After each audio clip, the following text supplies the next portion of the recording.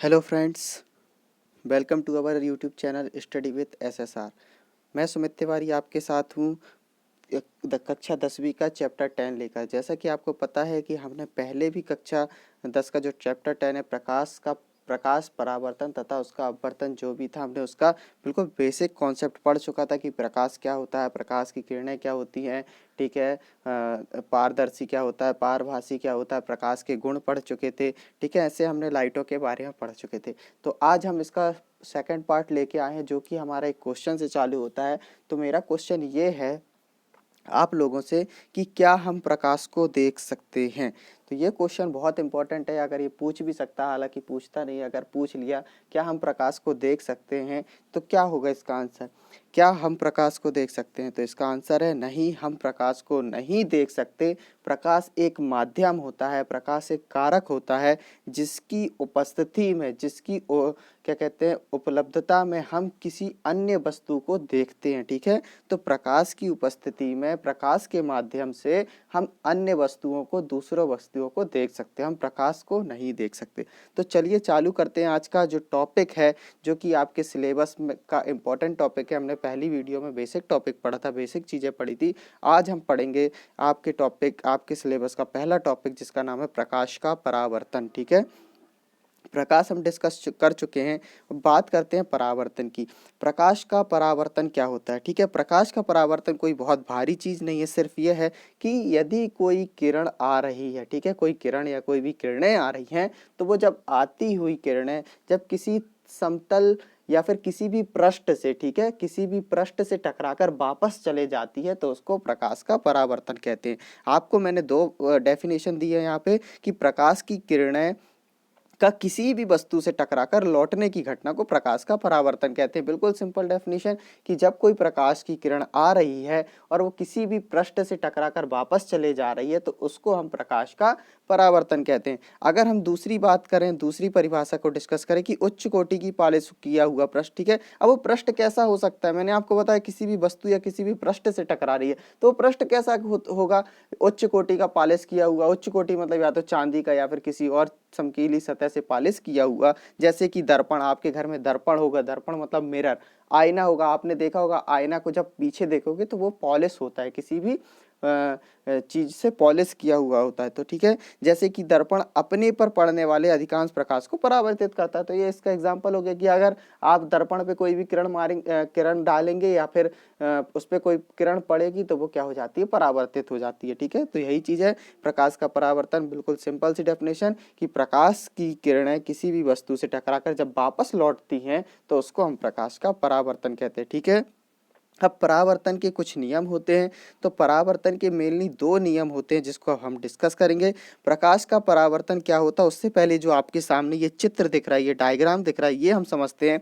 जो आपकी नीचे, जो सबसे नीचे मोटी सी लाइन दिख रही है, ये एक प्रकार का क्या है, पृष्ठ है, दर्पण है समझ लो, या फिर मिरर है, ठीक है। एक प्रकार का पॉलिश किया हुआ मिरर है। एक किरण इस पे आ रही है और उस पे टकराकर जा रही है, ठीक है।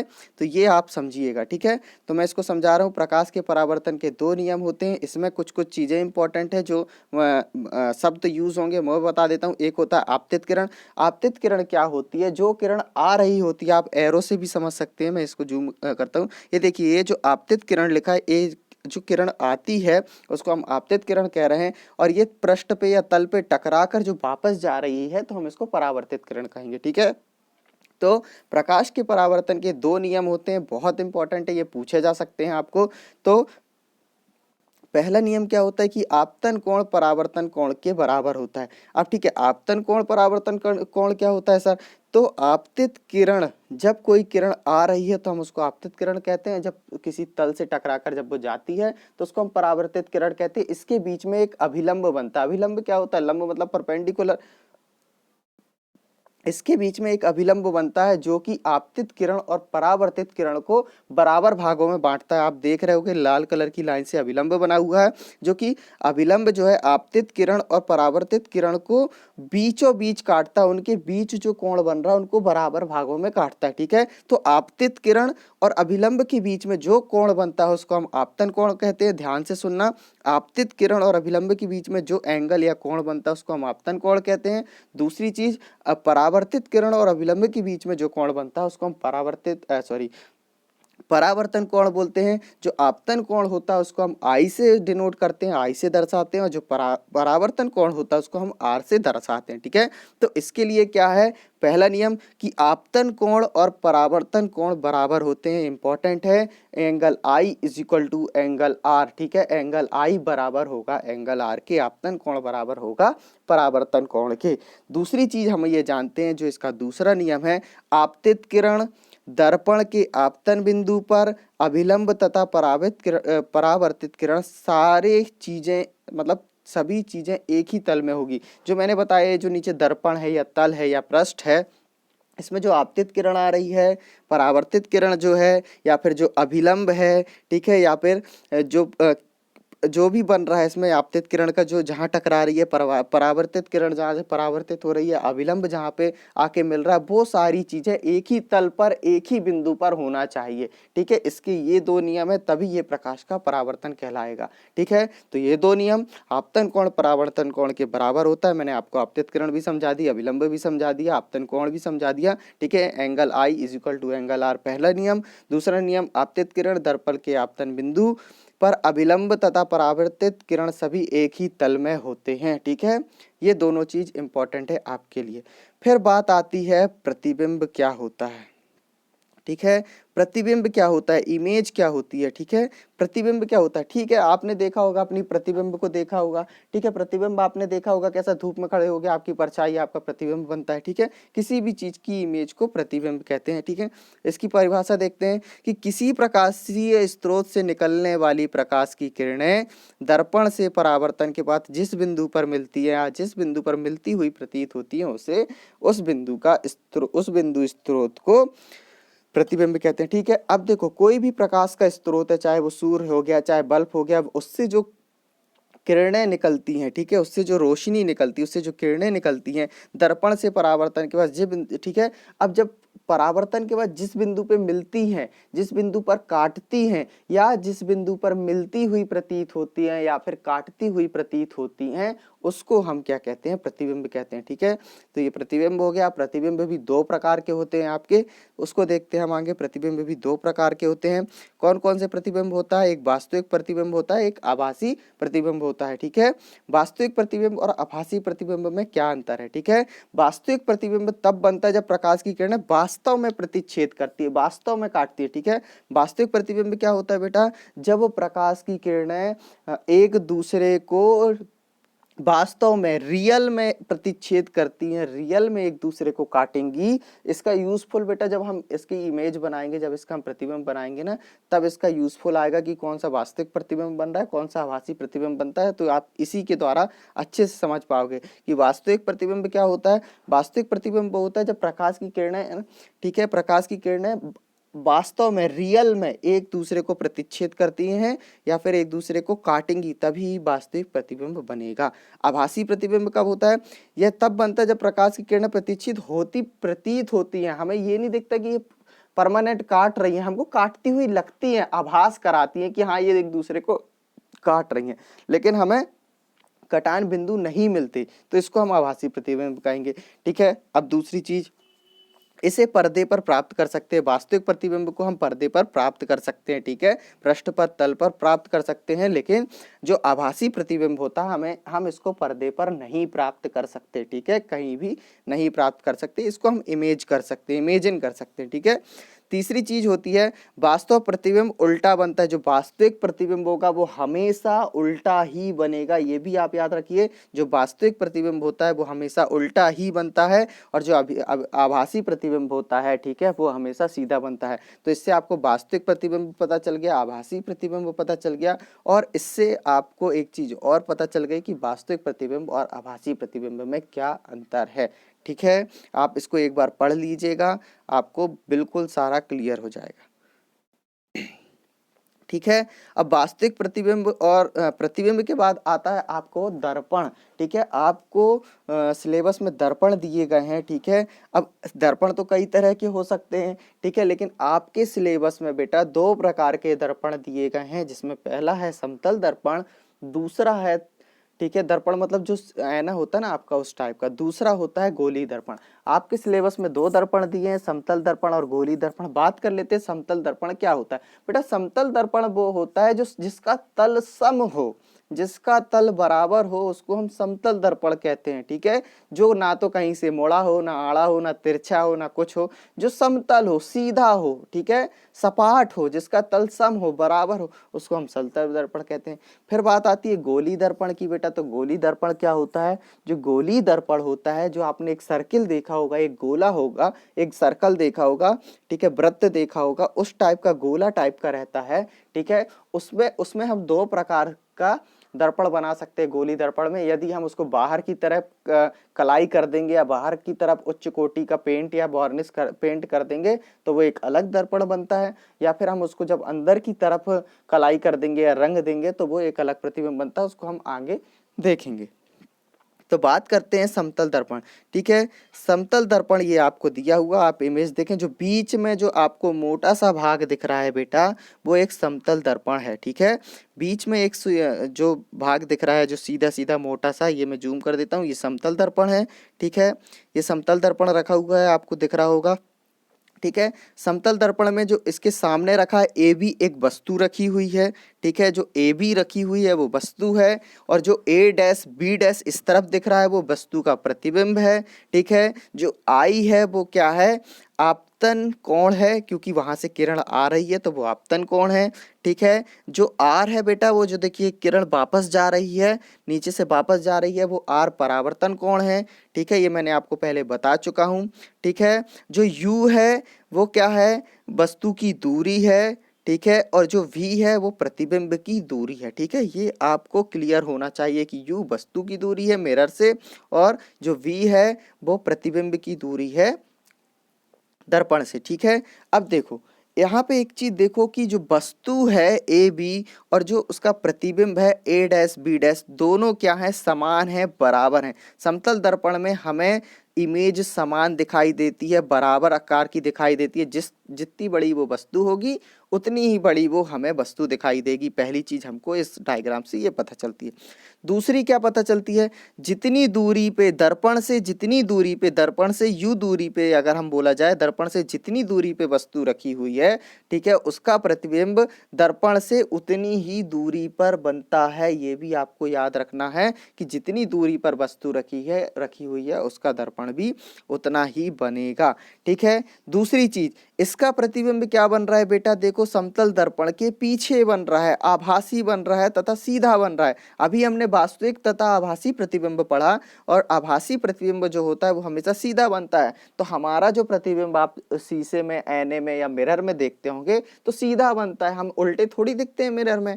ठीक है। हम आईने में उल्टे नहीं दिखते, हम आईने में सीधे दिखते हैं। ठीक है। हम उतनी ही दूरी में दिखते हैं जितनी दूरी में हम खड़े होते हैं। सिर्फ हमारे समतल दर्पण में एक पार्श्व परिवर्तन होता है, छोटा सा परिवर्तन होता है। वो क्या होता है कि लेफ्ट का राइट दिखता है, राइट का लेफ्ट दिखता है, सीधे हाथ का उल्टा हाथ दिखता है, उल्टे हाथ का सीधा हाथ दिखता है। बस इतना ही है। देख लेते हैं इसमें क्या लिखा हुआ है। ठीक है। आभासी एवं सीधा होता है। प्रतिबिंब कैसा होता है समतल दर्पण में, आभासी एवं सीधा होता है। प्रतिबिंब का आकार वस्तु के आकार के बराबर होता है, मैंने आपको बताया था अभी। ए और बी, ए डैश बी डैश बराबर हैं। जैसा प्रतिबिंब रहेगा, जैसी वस्तु रहेगी, प्रतिबिंब भी वैसे ही बनेगा, उतना ही बड़ा, उतना ही मोटा, उतना ही लंबा, उतना ही चौड़ा। जैसा प्रतिबिंब रहे, जैसा वस्तु रहेगा वैसा ही प्रतिबिंब बनेगा। प्रतिबिंब दर्पण के उतने ही पीछे बनता है जितने जितनी वस्तु की दर्पण से दूरी। मैंने आपको डिस्टेंस भी बताई कि u दूरी पर है तो v दूरी पर दूरियां समान होगी। जितनी दूरी पर वस्तु रखी होगी प्रतिबिंब भी उतनी ही दूरी पर बनता है। प्रतिबिंब पार्श्व परिवर्तित होता है। प्रतिबिंब में थोड़ा सा परिवर्तन होता है। वो क्या होता है, इसमें वस्तु का दाया भाग बाया प्रतीत होता है और बाया भाग दाया। मैंने ये बताया, लेफ्ट का राइट, राइट का लेफ्ट प्रतीत होता है। बस इतना ही है समतल दर्पण। कोई बहुत ज्यादा कठिन नहीं है, बहुत ज्यादा हार्ड नहीं है। बिल्कुल आप इस डायग्राम से समझ सकते हैं, या फिर आप घर के शीशे के हिसाब से आप इसको बिल्कुल एक्यूरेट समझ सकते हैं। फिर आती है बात गोली दर्पण की। चलो भाई गोली दर्पण को भी देखते हैं हम। गोली दर्पण क्या होता है, गोली दर्पण उस खोखले गोले का भाग होता है। बेटा गोला जो होगा, आपने बॉल देखी है, बॉल देखी है, बॉल क्या रहती है, खोखली रहती है, ये नहीं कि बिल्कुल उसको भर दिया। खोखले गोले का भाग होता है जिसमें एक तल उभरा हुआ तथा दूसरा तल दबा हुआ होता है, ठीक है। अब देखो, अगर हम बॉल को काट देंगे और बाहर देखेंगे तो वो क्या है, उभरा हुआ, और अंदर देखेंगे तो क्या, गड्ढा रहता है, अंदर दबा हुआ रहता है, ठीक है। ऐसा अगर आप अपने हाथ को ऐसा मोड़े, हल्का गोला सा, अपने हाथ की कलाई को अगर आप हल्का सा गोला आकार का मोड़े, तो आप जब पीछे टच करेंगे तो आपको उभरी हुई सतह दिखेगी और अंदर से घुसी हुई सतह दिखेगी, धसी हुई सतह दिखेगी। इसमें एक सतह को चांदी अथवा पारे से पॉलिश कर दिया जाता है जिससे दूसरी सतह चमकदार हो जाती है, ठीक है। अब दर्पण बनाना है तो इस गोली दर्पण को हम दो प्रकार से बनाते हैं बेटा। अगर हमने अंदर की तरफ कलाई कर दी, अंदर की तरफ पॉलिश कर दिया उच्च कोटि की, तो बाहर की तरफ दर्पण बन जाएगा। और बाहर की तरफ पॉलिश कर दिया, जैसे आपको इस चित्र में दिख रहा है कि बाहर की तरफ पॉलिश है, पॉलिश जो है बाहर की तरफ, अगर जब हम इसको बाहर की तरफ पॉलिश कर देंगे तो वो क्या हो जाता है, अलग प्रकार का दर्पण हो जाता है, ठीक है। तो इसमें हम दो दर्पण हम गोली दर्पण से पढ़ते हैं, ठीक है। अब देखो, अब आगे चलते हैं। गोली दर्पण आपको समझ में आ गया होगा। गोली दर्पण के दो प्रकार होते हैं, मैंने आपको बताया था, वो भी देख लेते हैं। गोली दर्पण का एक दो प्रकार होता है। पहला प्रकार क्या होता है, जिसे हम अवतल दर्पण कहते हैं। अवतल दर्पण कैसे बनता है बेटा, अगर हम गोले जो गोला का कटिंग भाग है, गोले का भाग है, अगर हम उसको बाहर की तरफ कलाई कर दें, बाहर की तरफ रख दें, तो वो क्या हो जाएगा, अवतल दर्पण हो जाएगा, जिसमें परावर्तन सतह, जो परावर्तक सतह है या परावर्तन की सतह क्या हो जाएगी, अंदर की ओर हो जाएगी, ठीक है। जो अंदर की दबी हुई ओर है, आपको एक एग्जाम्पल में भी दिख रहा होगा पहला वाला चित्र, जो परावर्तक पृष्ठ है वो अंदर की ओर हो जाएगा और पीछे की तरफ हम उसमें रंग कर देंगे, कलाई कर देंगे, तो ये क्या हो जाएगा, अवतल दर्पण, ठीक है। इसको याद रखना, अभिसारी दर्पण भी कहते हैं, अभिसारी दर्पण भी कहते हैं अवतल दर्पण को। फिर दूसरा इसी में गोली दर्पण में क्या होता है कि उत्तल दर्पण उसे कहते हैं, जिसमें परावर्तन सतह मध्य भाग या फिर अंदर की ओर होती है, ठीक है। सॉरी, परावर्तन नहीं, कलाई कही हुई सतह जो होती है, कलाई की हुई सतह जो अंदर की तरफ हम कलाई करते हैं, रंग कर देते हैं पारा अथवा चांदी का, ठीक है। तो जो इसका परावर्तक पृष्ठ बनता है वो बाहर भाग में बनता है, बाहरी भाग में बनता है, ठीक है। ये दोनों एक दूसरे के उल्टे होते हैं, ठीक है, विपरीत होते हैं, ठीक है। तो आपको ये चित्र में दिख रहा होगा, उत्तल दर्पण को अपसारी दर्पण भी कहते हैं। परावर्तक पृष्ठ एक में अंदर की तरफ होता है अवतल दर्पण में, और एक में बाहर की तरफ होता है, वो उत्तल दर्पण कहलाता है, ठीक है। अब गोली दर्पण में यूजफुल होने वाले कुछ शब्द हैं, उसको हम देख लेते हैं कि यूजफुल होने वाले जो क्या है शब्द है वो क्या क्या है। तो सबसे पहले हमारे पास आता है ध्रुव। ध्रुव क्या होता है बेटा, गोली दर्पण जो होता है, जो भी हमारा गोली दर्पण जो है बेटा, जो भी हमारा गोली दर्पण है उसका जो सेंटर पॉइंट होता है, देखो अगर हम इसमें समझें, देखो ये हमारा पी क्या है, ध्रुव। जो गोली दर्पण होता है, जो गोली दर्पण होता है उसका जो पी भाग होता है, उसका सेंटर पॉइंट होता है जो गोली दर्पण का, ये देखो गोली दर्पण कहाँ से कहाँ तक है हमारा, ये ए और बी जो दिख रहा है ये हमारा गोली दर्पण है, ठीक है। ए और बी गोली दर्पण है, जो ए और बी गोली दर्पण का बीच का पॉइंट, सेंटर पॉइंट होता है, किसका, दर्पण का सेंटर पॉइंट, उसको हम ध्रुव बोलते हैं, जिसको हम पी से डिनोट करते हैं, ठीक है, पी से डिनोट करते हैं। फिर बात आती है ए बी क्या है। ए बी क्या होता है बेटा, द्वारक होता है, ठीक है, इसको हम एम एन भी बोल सकते हैं और ए बी भी बोल सकते हैं। ये क्या होता है, गोली दर्पण का द्वारक कहलाता है। फिर बात आती है वक्रता केंद्र। वक्रता केंद्र क्या होता है बेटा, वक्रता केंद्र क्या होता है, जो कि हमारा गोला था ना जिससे हमने गोली दर्पण बनाए थे, गोला जो होता है, गोला उसी गोले का सेंटर पॉइंट होता है। ये जो देखो गोली दर्पण में जो गोला बना है, इसी गोले का सेंटर पॉइंट होता है। जब हम गोली दर्पण को कट कर लेते हैं तो उसी को हम सी या वक्रता केंद्र कहते हैं, ठीक है। यहाँ पे उसकी आपको डेफिनेशन भी मिल जाएगी। वक्रता केंद्र क्या होता है, गोली दर्पण का परावर्तक पृष्ठ एक गोले का भाग होता है, मैंने आपको बताया एक गोला होता है, उस गोले का केंद्रीय गोली दर्पण का वक्रता केंद्र ही कहलाता है, ठीक है। उसी गोली के केंद्र को हम वक्रता केंद्र कहते हैं, जो कि आपको याद रखना है, बहुत इंपॉर्टेंट है। फिर आती है बात फोकस, एफ ले लेते हैं। फोकस, एफ को क्या कहते हैं, फोकस या फिर फोकस बिंदु कहते हैं, ठीक है। एफ को क्या कहते हैं, फोकस अथवा फोकस बिंदु कहते हैं, ठीक है। अब देख लेते हैं फोकस क्या है। मुख्य अक्ष पर वह बिंदु जहां मुख्य अक्ष के समांतर किरणें आकर मिलती हैं या परावर्तित किरणें मुख्य अक्ष पर एक बिंदु पर आती हैं, महसूस होती हैं, गोली दर्पण का मुख्य फोकस कहलाता है। ठीक है, फोकस क्या होता है? जहाँ पे किरणें परावर्तित होकर आती हैं या होकर परावर्तक सतह से टकरा कर आती हैं या फिर परावर्तित होकर होती हुई महसूस होती हैं, तो उसको हम फोकस कहते हैं। ठीक है, द्वारक मैंने बता दिया। वक्रता त्रिज्या क्या होती है? ठीक है, वक्रता त्रिज्या क्या होती है? ध्रुव और केंद्र की बीच की दूरी को हम वक्रता त्रिज्या कहते हैं। ठीक है, गोली दर्पण का परावर्तक पृष्ठ जिस गोले का भाग है उसकी त्रिज्या दर्पण की वक्रता त्रिज्या कहलाती है। ठीक है, ऐसे भी याद कर सकते हैं कि जो गोला है उसी की त्रिज्या को हम क्या कहते हैं? वक्रता त्रिज्या भी कहते हैं। ठीक है, वक्रता केंद्र मुख्य अक्ष क्या होता है? जो बीचों बीच लाइन जाती है उसको हम मुख्य अक्ष कहते हैं, गोली दर्पण के ध्रुव तथा। ठीक है, और ये मुख्य अक्ष को याद हम ऐसे भी कर सकते हैं जिसमें सारे बिंदु मौजूद होते हैं, चाहे वक्रता केंद्र हो, चाहे फोकस हो, चाहे ध्रुव हो, ये सारी चीजें जहाँ से ये पॉइंट जिसमें होते हैं उसको हम मुख्य अक्ष कहते हैं। ठीक है, इसमें एक इम्पॉर्टेंट चीज ये है बेटा कि फोकस दूरी बता दी, गोली दर्पण के ध्रुव तथा फोकस दूरी के मध्य की दूरी को फोकस दूरी कहते हैं। ठीक है, गोली दर्पण का ध्रुव और फोकस के मध्य की दूरी को फोकस दूरी कहते हैं। इसके बीच में एक ठो रिलेशन है। छोटे द्वारक जो गोले का द्वारक होता है उससे वक्रता त्रिज्या जो होती है उसके फोकस दूरी से दोगुनी होती है। ठीक है, गोली दर्पण के लिए जो वक्रता त्रिज्या होती है फोकस दूरी से दोगुनी होती है, जिसको हम ये बोलते हैं r is equal to 2f। मतलब r क्या हो गई? वक्रता त्रिज्या, f क्या हो गई? फोकस दूरी। त्रिज्या इज इक्वल टू फोकस दूरी उसकी डबल होती है। आप यहाँ पे देख सकते हैं ये चित्र में, ये फोकस दूरी है और जो r त्रिज्या है उसकी डबल है। देखो ध्रुव से फोकस कितनी दूर पे है? f दूरी पर है। ठीक है, तो r कितना हो जाएगा? 2f हो जाएगा, डबल हो जाएगा। ठीक है, क्योंकि ये देखो त्रिज्या क्या है? P से लेके R या फिर गोली दर्पण की जो त्रिज्या होती है उसी को हम त्रिज्या बोलते हैं, वक्रता त्रिज्या बोलते हैं, और ध्रुव से वो क्या होती है? जस्ट डबल होती है। ठीक है, तो इसको R is equal to 2f में व्यक्त करते हैं। ठीक है, ये थे आपके बहुत ही इंपॉर्टेंट चीजें, बहुत ही इंपॉर्टेंट क्या कहते हैं प्रयुक्त होने वाले शब्द गोली दर्पण में, जो कि आपके लिए बहुत इंपॉर्टेंट है।